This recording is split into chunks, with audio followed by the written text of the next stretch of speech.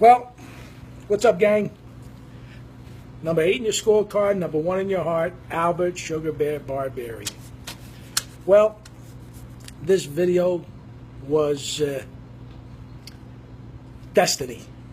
It was going to come sooner or later. I just got done watching ESPN, and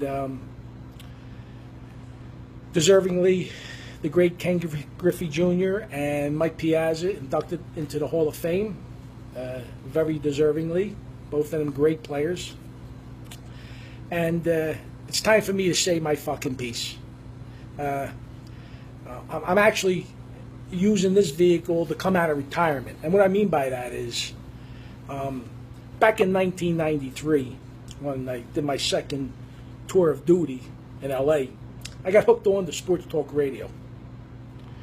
I'm talking about my voice, my character. I don't mean to boast, I don't mean to brag, but the facts are the facts. I was legendary as a sports talk caller. I mean, I called them all in Southern California. I called Jim Rome, the Loose Cannons with Steve Hartman and Chet Forte. Chet Forte was the original Monday Night Football director. Bill Wendell, who is a local Philadelphia guy who came out to the West Coast and took Chet's position because Chet passed away. Hacksaw Hamilton, I call them all. My very first call was to a show by the name of a show that was hosted by Steve Mason and Rick Schwartz, and I was with a buddy of mine in his car, and the Phillies lost that 15-14 game at the Vet in the World Series in '93, and a buddy of mine talked me into calling, and I called in to defend the Phillies, and the next night they were summoning me to call back in, and when I called back in, they gave me a name. They gave me a radio name because I was from Philly, and I was loud and boisterous and opinionated, and they gave me the nickname of Cheesesteak Al. And before you know it, I'm calling shows all over the joint. I'm even co-hosting a couple shows here and there. They always welcome me in the studio to co-host. I push the envelope. So when it came to baseball, I know what the fuck I'm talking about. Okay, I call overnight shows. I call Rob Tepper up in Seattle. Fucking, Arnie Spanier, that jerk off, because he's one of the reasons why I've been making this call, because a couple months ago I heard him talk bad about Alex Rodriguez, and that's who I want to defend on this video, because his time is going to come up for the Hall of Fame, and because of his steroid use, admitted steroid use, people who think they know baseball, and there's a saying, you don't know what you don't fucking know. And I'm going to defend Alex Rodriguez, and I'm going to try to explain to you why you people are fucking morons and imbeciles on the topic, okay?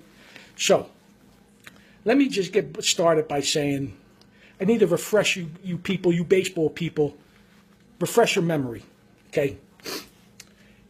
Alex Rodriguez, as a senior in high school, was the #1 draft pick in all of Major League Baseball.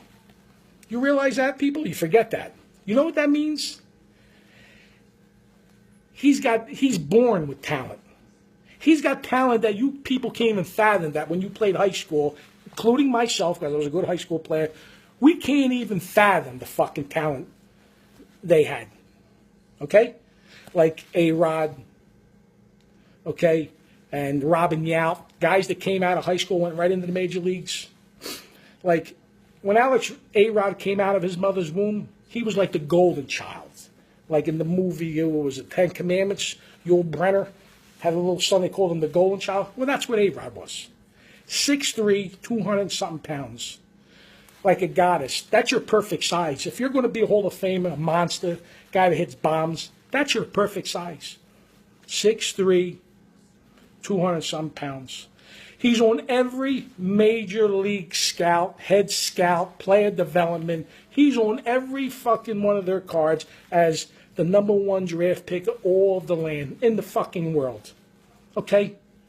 Do you think he got drafted because he was using fucking steroids in high school? If you do, check yourself into a fucking hospital because you're sick. Okay? You're miserable. You're begrudging him. You're jealous of him, you're envious of him, and you're a hater, obviously. Okay? Now, If you think Alex Rodriguez numbers when he comes out of high school and goes into the major leagues as a 19-year-old kid are all based on steroids, you need to look again. Okay? Matter of fact, let me read them out to you. And tell me where the fuck do you so-called experts or haters see in his first 10 years, let's go there first, where his numbers are distorted because of steroids. Okay? This is a high school kid. This is a kid out of high school with God-given ability. You think he's using steroids. Okay? Forget it fucking about it. He's a nuts. Here we go. Doubles. Okay? 96 was his first full season because he made his debut, I believe, in 94. It was a strike year. So his first full season, 96. Doubles. You ready? I'm going to run them down to you. 54, 40, 35, 25, 34, 34, 27, 30, 24, 29, 26. Basic numbers, doubles, gap hitter, home run hitter, on par. No, I don't see no 70 doubles, 80 doubles, 90 doubles. I don't see that. Home runs. 36, 23, 42, 42, 41. Oops, excuse me, 52. Oh, he must have took steroids. Please. 57. Oh, he took steroids. Why? Fucking George Foster hit fucking 50-something homers in the dead ball era. Nobody said nothing about him. Guy can't have a great fucking year. 47, 36, 48, 35. Where the fuck does it show? Where does it show steroid use in them numbers? There ain't none. There's no evidence there. RBIs, 123, 84, 124, 111, 132, 135, 142. The year he hit 57 homers. 118, 106, 130, 121. Are you fucking kidding me? That's numbers of a great. That's numbers that a number one draft pick who's not a bust puts up. No steroids. No fucking steroids. Was he a moron for admitting it? Listen, he did what he did.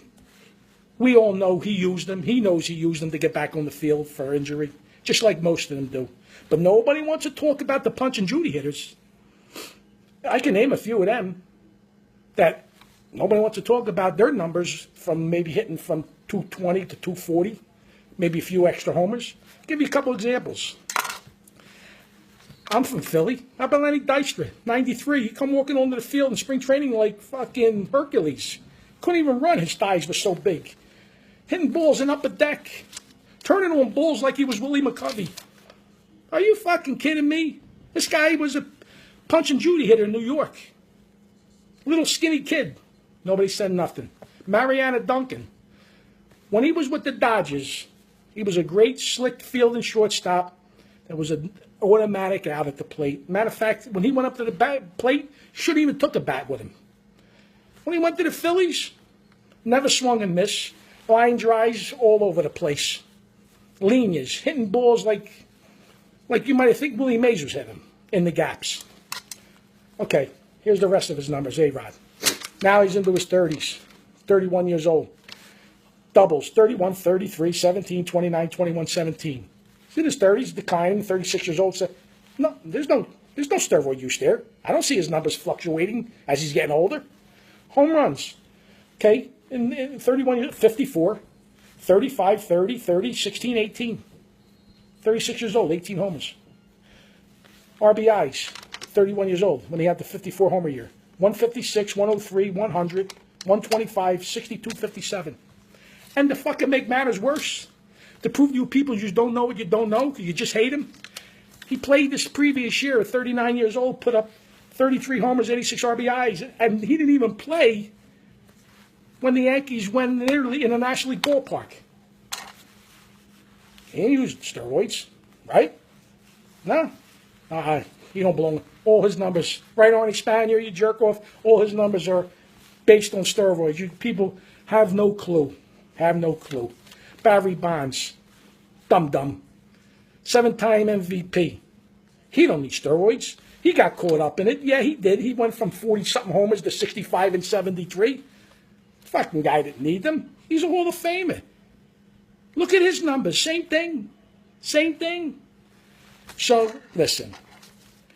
When it comes down to it, Alex Rodriguez is probably, I don't know, just thinking, one of the top 10 greatest ball players ever to play the game.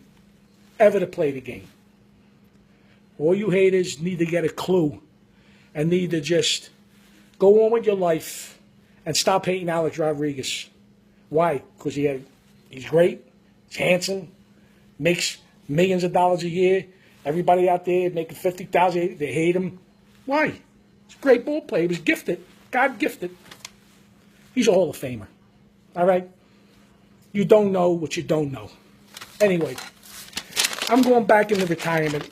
This will be my last sports talk call again. I figure this was going to come sooner or later, so I might as well get it off my chest. All right? Anyway, gang, arrivederci.